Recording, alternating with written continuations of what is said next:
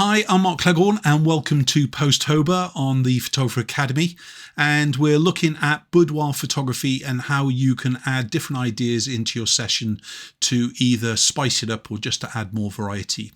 So every day on the Academy, we're adding one new image in for you, and you can check up here on our YouTube channel to kind of see the same content, but obviously our members get it ahead of time.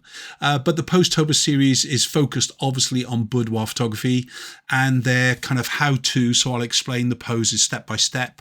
We can also look at why to add them in, perhaps into your sessions to add that variety. But I'm sure that during the 31 ideas that we're giving you during the course of the month, you're going to be able to take it away, whether it's classic, creative, different moods and styles, different body shapes. You'll be able to actually add in the different kind of styles, as I said. So pose 26, the hair toss. And this doesn't look very much like a hair toss, does it? It's because I don't like it, but I do know a lot of boudoir photographers who really, really love to actually do the shot as far as the customer experience is concerned. So I've included it into 26, even though I don't have an image that represents what the words I've written. So anyway, the hair toss, flipping or tossing the hair with the hands, either standing or sitting, capturing the movement and energy. It speaks for itself, okay? So in other words, it's better when the subject is turned to the profile position. If they're stood up, make sure that the legs or the feet are slightly apart, front to back as it were.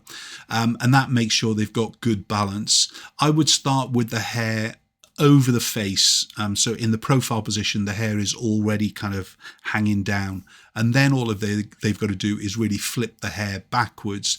But once more, just because a client's got very long hair doesn't mean they've got elastic neck. So be careful when you're actually doing the hair toss and things. But using hair within the images is good because we can also add it in as a part of our faceless kind of variety if you like to actually shoot that as a part of your session as well.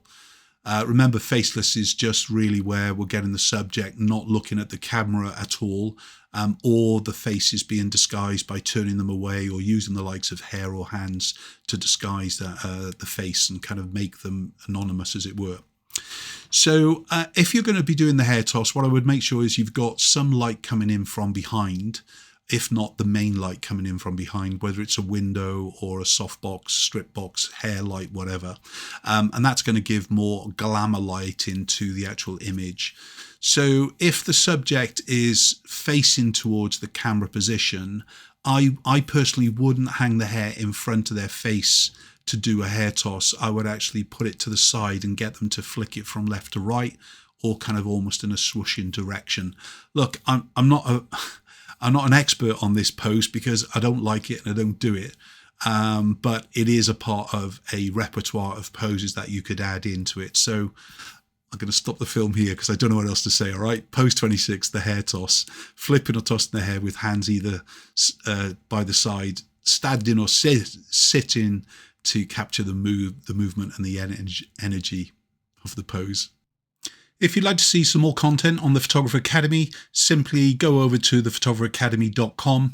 And if it's boudoir photography you're interested in, just scroll onto portrait, then kind of scroll down to boudoir, click onto that, and you'll see a whole host of different kind of topics for you to actually click onto.